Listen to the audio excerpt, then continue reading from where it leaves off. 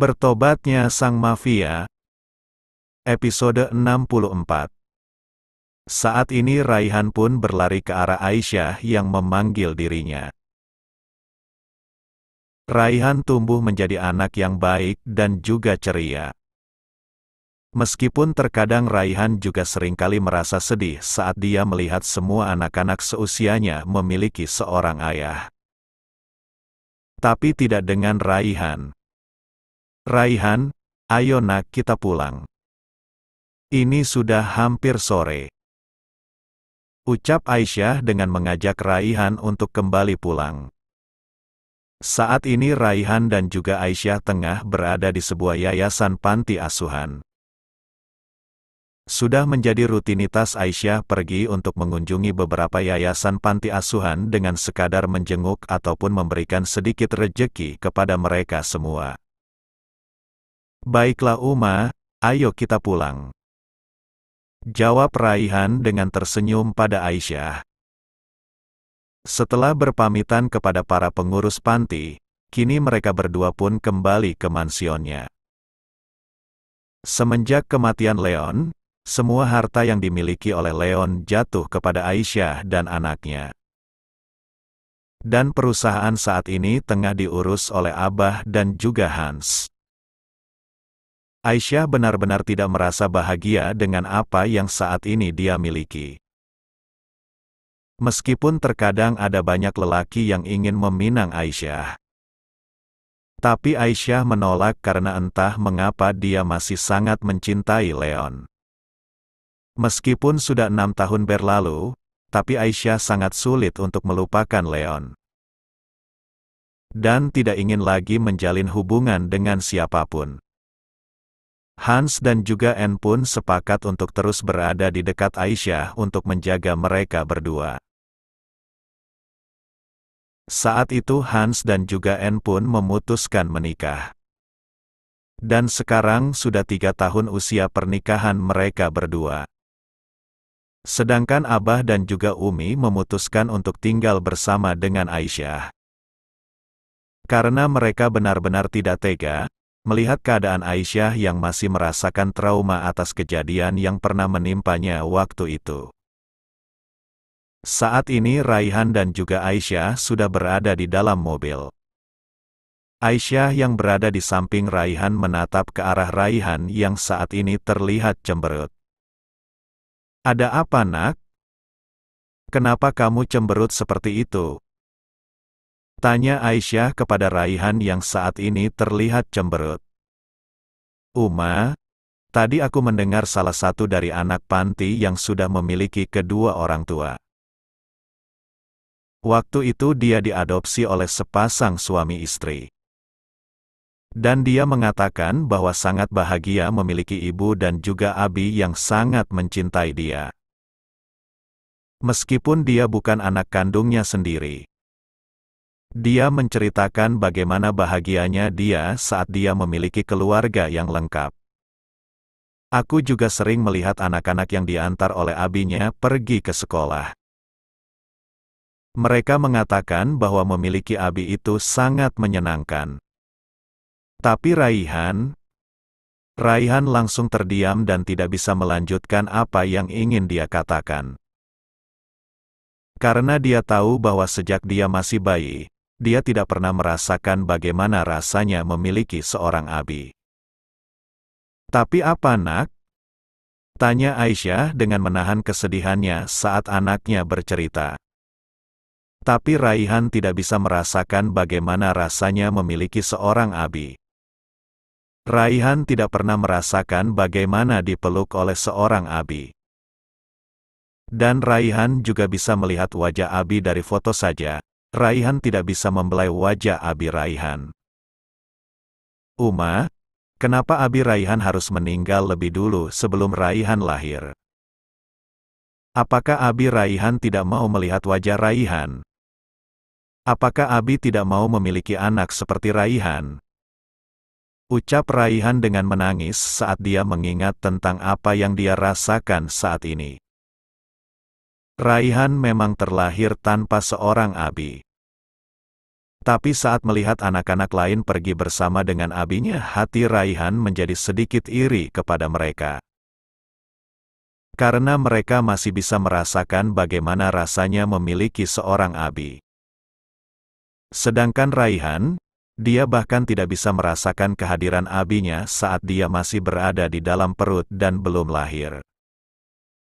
Mendengar apa yang dikatakan oleh Raihan, hati Aisyah cukup sakit karena dia tidak bisa memberikan kebahagiaan yang sempurna untuk Raihan.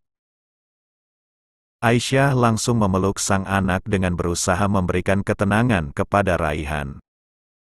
Sayang, kematian seseorang tidak bisa kita ketahui. Karena semua itu adalah kehendak Allah. Kita sebagai makhluk ciptaannya hanya bisa pasrah saat ajal sudah menjemput kita. Nak, kematian adalah hal yang pasti akan terjadi kepada kita semua yang bernyawa. Dan kita juga tidak tahu kapan kematian itu akan datang. Raihan, kita hidup di dunia hanya sementara. Semua yang kita miliki adalah milik Allah. Dan kapanpun Allah ingin untuk mengambilnya, maka kita tidak akan bisa berbuat apapun. Seperti saat ini yang kita rasakan, abimu telah dipanggil lebih dulu oleh Allah. Dan kita bisa berdoa semoga abimu mendapatkan tempat terbaik di sisinya. Amin. Ucap Aisyah dengan memberikan pengertian kepada Raihan yang saat ini terlihat sedih. Amin Umi, tapi apakah seumur hidup Raihan tidak akan pernah merasakan bagaimana memiliki seorang abi? Tanya Raihan dengan wajah polosnya. Kita berdoa saja ya nak. Semoga Allah memberikan kamu abi seperti yang kamu inginkan. Jawab Aisyah dengan membelai rambut sang anak sambil tersenyum. Lia Uma, Raihan akan terus berdoa kepada Allah agar segera mempertemukan kembali Raihan dengan abi. Dan saat Raihan nanti bertemu dengan abi, Raihan akan terus berada di samping abi. Dan tidak akan membiarkan dia untuk pergi lagi. Kata Raihan dengan bersemangat. Saat dia membayangkan bagaimana nantinya jika dia bertemu kembali dengan abinya. Sedangkan Aisyah hanya bisa tersenyum sambil memeluk sang anak. Sebenarnya dia juga tidak tega saat melihat bagaimana perasaan Raihan saat ini. Hanya saja dia tidak bisa mengatakan hal yang sebenarnya. Bahwa orang yang sudah meninggal tidak akan pernah hidup lagi. Dan Raihan juga masih terlalu anak-anak untuk memahami tentang kehidupan orang dewasa. Seperti apa yang saat ini dia rasakan saat kehilangan sang suami yang sangat dia cintai. Maafkan Uma nak. Uma harus berbohong padamu. Uma tidak tahu lagi bagaimana harus mengatakan padamu. Bahwa sebenarnya abimu tidak akan pernah kembali lagi. Gumam Aisyah di dalam hatinya dengan perasaan sedih. Sedangkan di tempat lain, saat ini seorang lelaki tengah menatap ke arah luar jendela kamarnya. Dia menatap ke arah bintang-bintang yang bertaburan di atas langit. Leon.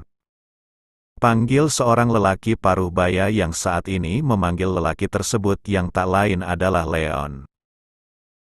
Leon langsung menatap ke arah seseorang yang memanggil dirinya. Yang tak lain adalah dedinya yang selama ini bersembunyi dari Leon. Dad, sudah berapa kali aku bilang? Jangan memanggil namaku dengan nama Leon, aku bukan Leon lagi. Leon sudah meninggal 6 tahun yang lalu.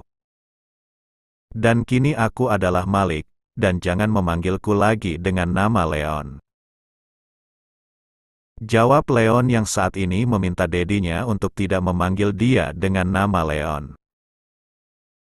Benar, sejak kecelakaan itu terjadi Leon yang saat itu tengah berada di ambang kematian diselamatkan oleh dedinya sendiri. yang kala itu memang berniat untuk menemui Leon.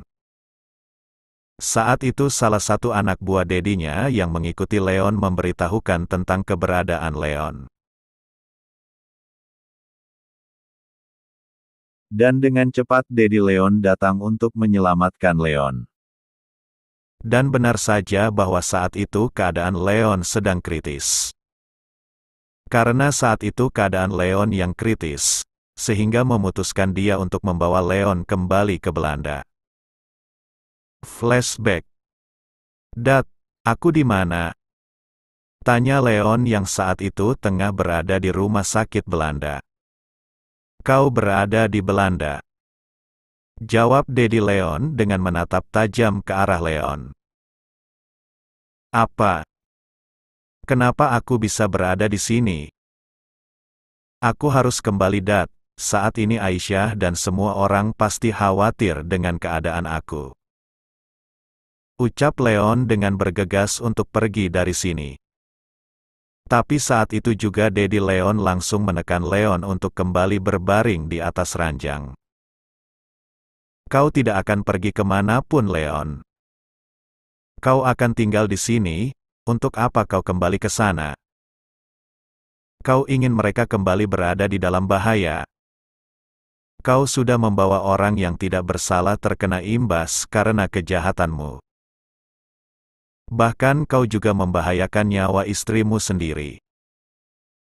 Dan sekarang kau ingin kembali kepada mereka dan membuat mereka kembali berada di dalam bahaya." bentak Dedi Leon dengan memarahi Leon.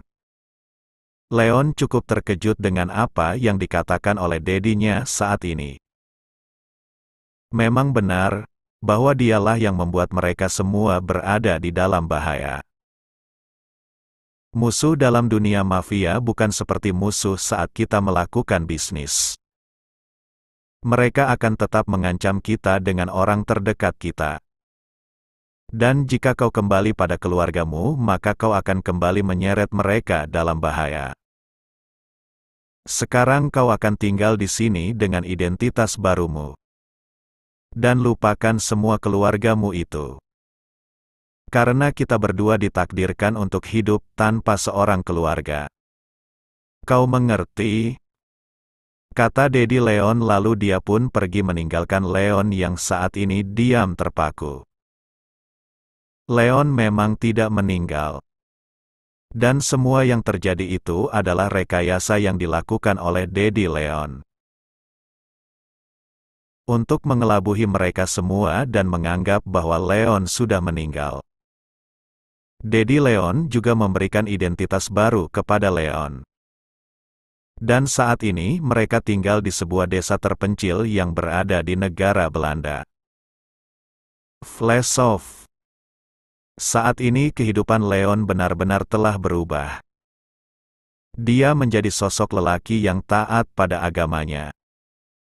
Bahkan Leon menjadi muazin di sebuah masjid yang berada di desa tersebut. Leon kini juga sering datang ke pengajian dan sering berada di masjid untuk melakukan hal kebaikan. Leon yang dulu benar-benar telah mati. Dan kini Leon hidup kembali dengan identitas barunya dengan nama Malik. Saat ini Malik pun duduk di sebuah sofa yang berada di rumah sederhana itu. Kehidupan Malik benar-benar sangat berubah saat kejadian kelam itu. Rasa penyesalan, rindu dan juga penderitaan dirasakan oleh Malik di dalam hatinya. Ingin sekali Malik menemui Aisyah dan juga anak yang saat ini pasti sudah besar. Hanya saja dia tidak mau kembali membawa Aisyah dan juga orang yang dia cintai berada dalam bahaya. Kejadian waktu itu benar-benar telah membawa Malik di dalam bayangan masa lalu yang kelam. Sehingga dia memilih untuk hidup sendiri tanpa ada seseorang yang harus terluka karena dirinya. Maafkan Dedi, Malik. Karena Dedi masih memanggil kamu dengan nama Leon. Oh iya, tadi ada pengurus masjid mengatakan bahwa besok lusa akan ada pengajian di masjid. Dan dia berharap bahwa kamu mau membantu untuk mempersiapkan semuanya. Apakah kamu bisa? Tanya Dedi Malik yang saat ini menghampiri Malik yang tengah duduk di sofa. Tentu saja aku bisa, apapun yang berurusan dengan masjid atau hal kebaikan lainnya. Maka aku pasti akan melakukannya. Jawab Malik dengan sangat yakin dengan apa yang dia katakan. Syukurlah nak. Baiklah Dad, kalau begitu aku pergi dulu. Kata Leon lalu berjalan untuk pergi menuju ke masjid. Tunggu dulu Malik, ada sesuatu yang ingin Dedi bicarakan sama kamu. Ucap Dedi Malik dengan menahan tangan Malik agar tidak pergi. Malik pun terdiam, lalu berbalik menatap sang Dedi yang saat ini menahan tangannya. Ada apa lagi Dad? Apakah kamu masih belum bisa melupakan istrimu itu? Tanya Dedi Malik dengan bertanya serius kepada Malik. Mendengar pertanyaan dari Dedinya, yang mengatakan bahwa dia masih mencintai Aisyah atau tidak. Itu sangat konyol bagi Malik. Dad, berhenti bersikap konyol. Dia adalah istriku. Dia adalah wanita yang aku cintai, dan dia juga ibu dari anakku. Bagaimana bisa aku melupakan dia? Sedangkan dia adalah segalanya bagiku. Dad, jika semua masalah ini sudah berakhir, maka aku akan tetap datang kepada istriku dan menemui dia. Aku tahu bahwa mungkin mereka akan sangat membenciku. Karena sudah menipu mereka dengan memberikan kematian palsu. Tapi sampai kapanpun aku akan tetap kembali kepada istriku. Tapi sebelum aku kembali, aku ingin menyelesaikan masalahku dan memperbaiki diriku yang penuh dengan dosa ini.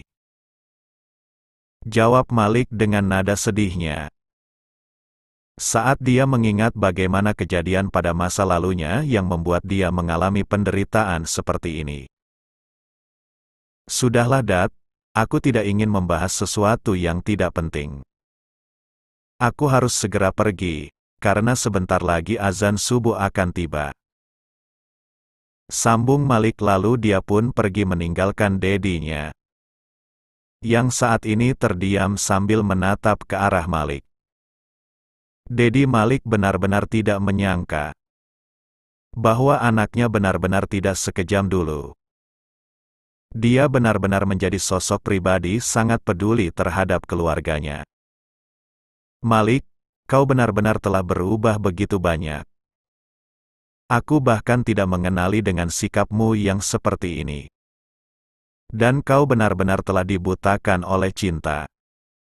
Kata Dedi Malik dengan menatap tajam ke arah Malik, yang saat ini sudah pergi meninggalkan dirinya.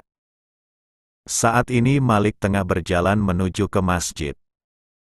Tiba-tiba seorang preman datang menghampiri Malik. Saat ini mereka sedang mengepung Malik yang seorang diri. Dan mereka pun datang untuk kembali memukuli Malik. Hei, kau lelaki sok alim. Kau ingin pergi ke masjid lagi? Oh my God, kau benar-benar lelaki yang sangat alim. Bahkan kau akan selalu datang tepat waktu untuk mengumandangkan azan di masjid itu.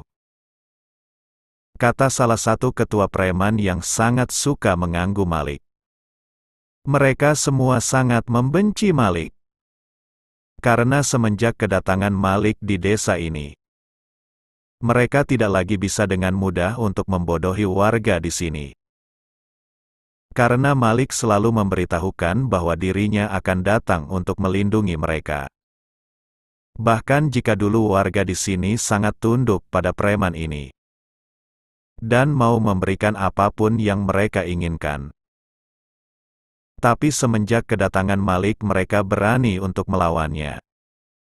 Bahkan tidak mau menuruti apa yang diinginkan oleh mereka. Dan itu semua membuat mereka semua murka dan melampiaskan semua amarahnya kepada Malik. Bos, kau lihat baju yang selalu dia pakai. Baju koko murahan seperti ini selalu dia pakai. Hei, apakah kau tidak memiliki baju lain? Selain memakai pakaian kampung seperti ini, sambung anak buah preman tersebut yang saat ini juga menghina bajunya. Aku sedang tidak ingin berdebat dengan kalian. Jadi aku mohon kalian semua pergi dari hadapanku. Jawab Malik dengan nada dinginnya kepada semua preman tersebut. Agar mereka pergi dan tidak mengganggu dirinya lagi. Merasa kesal dengan apa yang dikatakan oleh Malik, mereka langsung menghajar Malik dengan membabi buta. Dan Malik hanya diam sambil membiarkan mereka meluapkan amarahnya pada dirinya. Saat ini mereka benar-benar memukul Malik sampai tubuh Malik lemas. Rasakan kau. Makanya jangan sok jadi pahlawan di desa ini.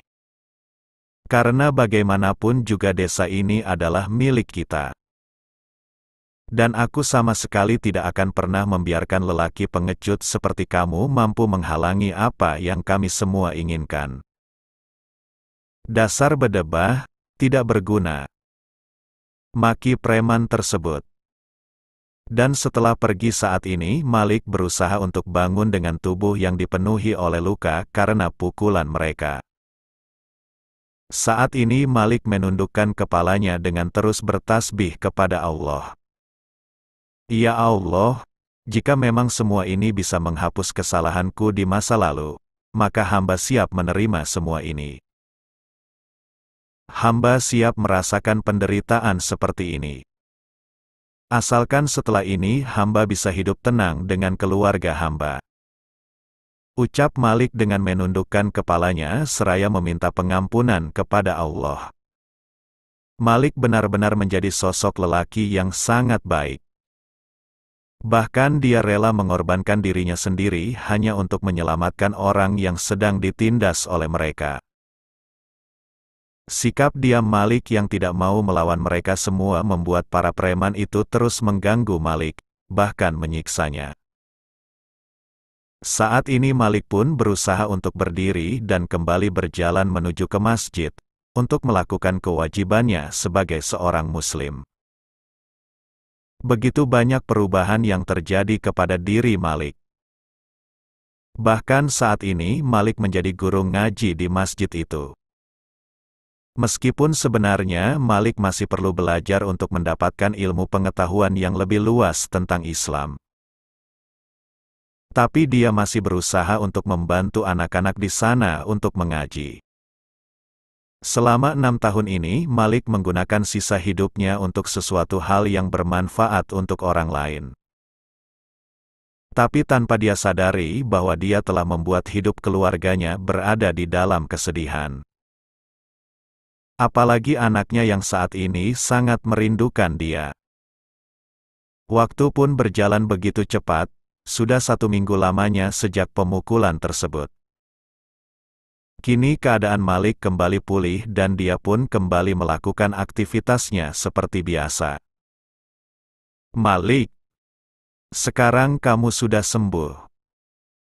Jadi jangan hanya diam saja saat kamu dikeroyok, lawan juga mereka Malik. Ucap Dedi Malik dengan wajah marah. Saat dia melihat keadaan Malik yang waktu itu penuh dengan luka. Untuk apa aku melawannya? Agar aku kembali mendapatkan musuh. Tidak Dat, biarkan mereka lakukan apa yang mereka inginkan. Selama mereka tidak menyakiti orang lain, maka aku siap untuk mereka sakiti. Jawab Malik dengan nada santainya. Kau benar-benar keras kepala Malik. Bentak Dedi Malik lalu dia pun pergi meninggalkan Malik. Sedangkan di tempat lain, saat ini Aisyah tengah berada di ruang tamu bersama dengan keluarganya. Abah, Umi. Ada sesuatu yang ingin aku bicarakan dengan kalian berdua. Ada apa Aisyah? Aisyah mau pergi ke Belanda selama 2 minggu. Ada program di kampus yang mengharuskan Aisyah untuk ikut Abah. Jadi selama 2 minggu ini Aisyah menitipkan Raihan kepada kalian berdua. Bolehkan Abah, Umi? Tanya Aisyah dengan meminta izin kepada kedua orang tuanya. Saat ini Abah dan juga Umi pun saling bertatapan. Selama ini Aisyah tidak pernah mau untuk pergi jauh dari keluarganya. Aisyah lebih suka mengurung dirinya, dan sekarang dia sudah mulai bisa membuka hatinya. Tentu saja nak. Kau pergilah, dan masalah Raihan biarkan Umi dan juga Abah yang menjaganya. Jawab Umi dengan perasaan bahagia. Setelah kematian Leon dan melahirkan Raihan, Aisyah memutuskan untuk melanjutkan kuliahnya, dan sekarang Aisyah mulai memberanikan dirinya untuk pergi seorang diri. Karena entah mengapa dia sangat ingin ikut program ini ke Belanda. Dan akhirnya Aisyah pun memberanikan dirinya untuk pergi ke Belanda selama 2 minggu. Terima kasih banyak Abah, Umi. Aisyah langsung memeluk mereka berdua karena merekalah yang selama ini selalu mendukung agar Aisyah kembali bangkit. Dan tidak terpuruk dalam kesedihan. Bersambung. Jangan lupa berikan komentar membangunnya ya. Maafkan juga jika masih banyak kekurangan dalam channel ini. Terong papa enak rasanya. Sampai jumpa di video berikutnya. Jangan lupa subscribe, like, dan bagikan. Love you sekebon. See you.